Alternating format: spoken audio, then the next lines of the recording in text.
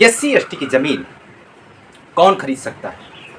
SC/ST के भूमिधरों को किस प्रकार से नियमावली का पालन करते हुए परमिशन कैसे ले सकता है, किस जगह जा करके परमिशन ले सकता है, ये सारा कुछ डिटेल में आज हम समझाने वाले हैं। तो चलिए दोस्तों शुरू करते हैं। शुरू करने से पहले यदि मेरे चैनल पर नया है तो चैनल को सब्सक्राइब करें और वीडियो को अंत तक जरूर देखें। तो चलिए दोस्तों शुरू करते हैं।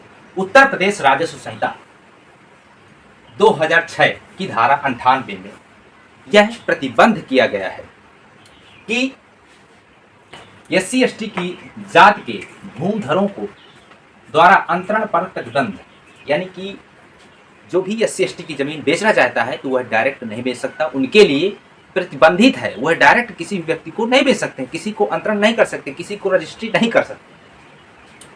यदि ऐसा करते हैं तो वह गैर कानूनी होगा, उसके खिलाफ एक्शन भी हो सकता है।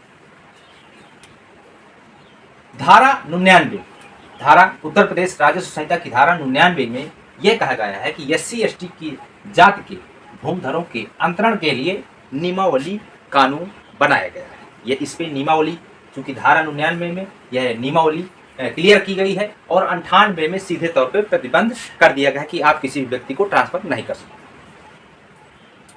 अब समझने का प्रयास करेंगे कि जब भी ये नियमावली बनाई जाती है तो किस प्रकार से कुछ आधार होते हैं, उनके पॉइंट्स होते हैं, उन आधारों पर ही यह परमिशन ली जा सकती है।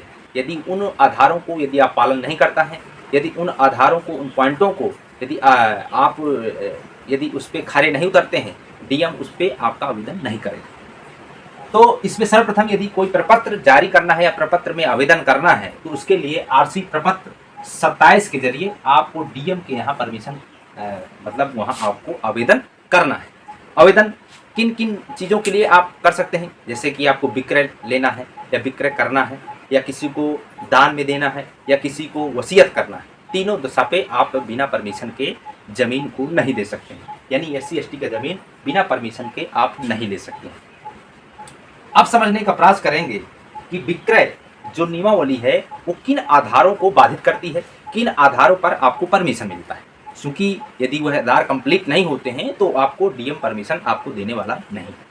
तो सबसे पहले यदि कोई SC/ST का व्यक्ति है तो वह जीवित उसका उत्तराधिकारी है, तो उस दशा पर वह अपनी ज़मीन को अपना विक्रय कर सकता है या कुछ भी कर सकता है। नंबर दूसरे में यदि वह व्यक्ति किसी आश्रय से, यानी अपने वर्क के हिसाब से या कोई नौकरी के लिए या कोई जीविकोपार्जन के लिए दूसरे जिले पे रहने चला गया है, वह वहीं पे रहता है, उस दशा पे अपनी ज़मीन की देख रेख नहीं कर पा रहा है, तो उस दशा पर उस व्यक्ति को परमिशन मिल सकता है। नंबर तीसरा, परिवार की या स्वयं की यदि कोई गंभीर बीमारी हो गई है तो उस दशा पर भी ज़मीन बेच करके अपनी शरीर की प्रक्रिया को, यानी अपने शरीर की बीमारी को, उसको देख रेख अपना इलाज कराने के लिए उन दशाओं पर प्रयोग कर सकता है।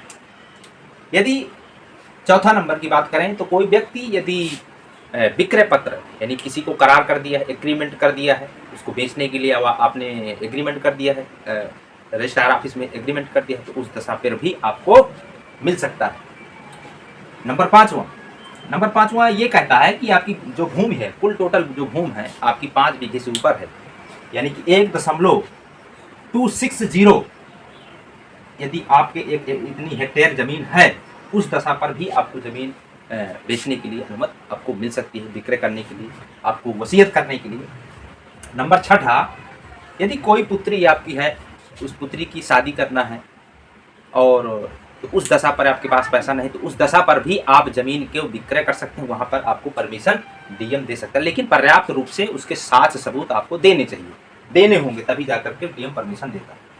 साथ ही साथ यदि कोई आपकी ज़मीन है, यानी आपका घर मकान है, उसकी मरम्मत कराना है, आपका जर्जर हो गया है, उसको मकान ढहने की पूरी वह ढह सकता है किसी भी समय, तो उस दशा पर भी आप मरम्मत कराने के लिए भी आपको परमिशन ले सकते हैं, बेच सकते हैं, उसको विक्रय दान कर सकते हैं। तो इस प्रकार से हमने आपको इन आधारों की, यदि चूँकि बगैर इन आधारों के यदि आपके पॉइंट्स क्लियर नहीं है तो आपको परमिशन मिलने वाला नहीं है। परमिशन लेने के लिए यदि इन आधारों की बातों को यदि आप मानते हैं तो अवश्य रूप से इनका प्रूफ लेकर के तैयार रहते हैं, तो आपको अवश्य रूप से परमिशन DM आपको देगा और आपकी जो आप करना चाहते हैं, जो आपका लक्ष्य है, बेचना चाहते हैं या दान देना चाहते हैं, वो आपका पूरी तरह से आप सफल हो सकते हैं।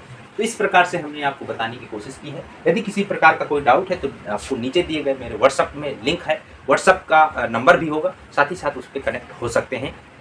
और नीचे दिए गए जो आपके कमेंट्स हैं वो कमेंट्स मैं अवश्य पढ़ता हूं, तो वहां आप अपनी राय रख सकते हैं। यदि आपको यह वीडियो आपको अच्छी लगी या आपकी महत्वपूर्ण लगी हो तो वीडियो को लाइक कर सकते हैं, चैनल को सब्सक्राइब कर सकते हैं। यदि आपको ये वीडियो महत्वपूर्ण नहीं लगी है तो डिसलाइक भी कर सकते हैं। तो चलिए अगले वीडियो मिलते हैं। जय हिंद, जय भारत।